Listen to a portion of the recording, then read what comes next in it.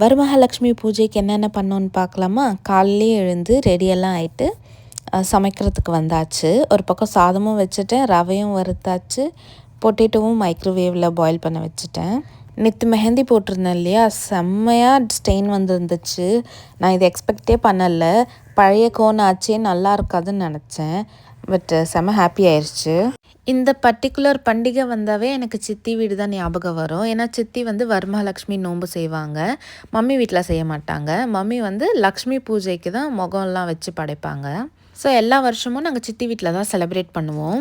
அன்றைக்கி ஒரு நாள் வந்து அழகாக ரெடி ஆகிட்டு நம்ம பாட்டுட்டு இருக்கலாம். லக்ஷ்மின்னு சொல்லிட்டு நம்மள எதுவுமே சொல்ல மாட்டாங்க, வேலையும் வாங்க மாட்டாங்க. சாமி அதுக்கப்புறம் அது சுற்றி இருக்க இடத்த மட்டும் அலங்காரம் பண்ணுறது தான் நம்ம வேலை. ஈவினிங் வந்து தாம்பூலம் வாங்க எல்லோரும் வருவாங்க வீட்டுக்கு. இதில் என்னென்னா கர்நாடகாவில் இதில் நல்லாவே செலிப்ரேட் பண்ணுவாங்க வரமகாலட்சுமி ஹப்பா. பட் காலேஜ் ஸ்கூல்ஸ் எல்லாம் பெருசாக லீவ் இருக்காது. வீக்கெண்டில் வந்தால் பரவாயில்ல, பட் இல்லைனா காலேஜ் ஸ்கூல்ஸ் இருக்கும்.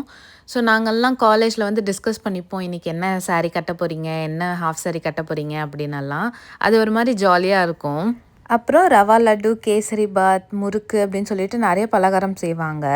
ஸோ அந்த ஞாபகமாக தான் இந்த முறை நான் வந்து கேசரி பாத் மட்டும் செஞ்சுருக்கேன். மம்மி வந்து ஆஃபீஸ் எல்லாம் போயிட்டு வந்துட்டு ஈவினிங்காக எல்லார் வீட்டுக்கும் போய் சாமியெல்லாம் பார்த்துட்டு அப்புறமா சித்தி வீட்டுக்கு வருவாங்க என்னை கூட்டிகிட்டு போகிறதுக்காக.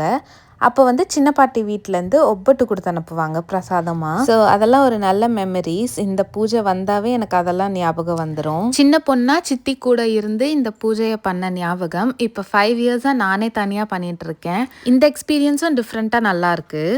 அன்றைக்கி லஞ்சுக்கு என்னென்ன செஞ்சுருந்தேன்னா மசாலா வடை, அப்புறம் தாளித்த தயிர், சித்ரானா அதாவது நம்ம ஒரு லெமன் சாதம், and potato peas masala, paneer fry, அப்புறம் கேசரி பாத், அப்புறம் சேமியா பாயாசம் தான் செஞ்சுருந்தேன். வீட்டில் என்னை தவிர யாரும் ஸ்வீட் சாப்பிட மாட்டாங்க, அதனால் வெறும் பாயாசம் அண்ட் கேசரியோடையே நிறுத்தியாச்சு. ஒப்பட்டு சாப்பிட்ணுன்னு ஆசையாக இருந்துச்சு, பட் நெக்ஸ்ட் டைம் தான் செய்யணும். ஃபாஸ்டிங் இருந்து எதுவுமே டேஸ்ட் பண்ணாமல் தான் சமைச்சேன், பட் எல்லாமே பர்ஃபெக்டாக வந்துருந்துச்சு. ஸோ நீங்களாம் எப்படி செலிப்ரேட் பண்ணிங்கன்னு கமெண்ட்டில் ஷேர் பண்ணுங்கள். நெக்ஸ்ட் வீடியோவில் பார்க்கலாம். பாய்.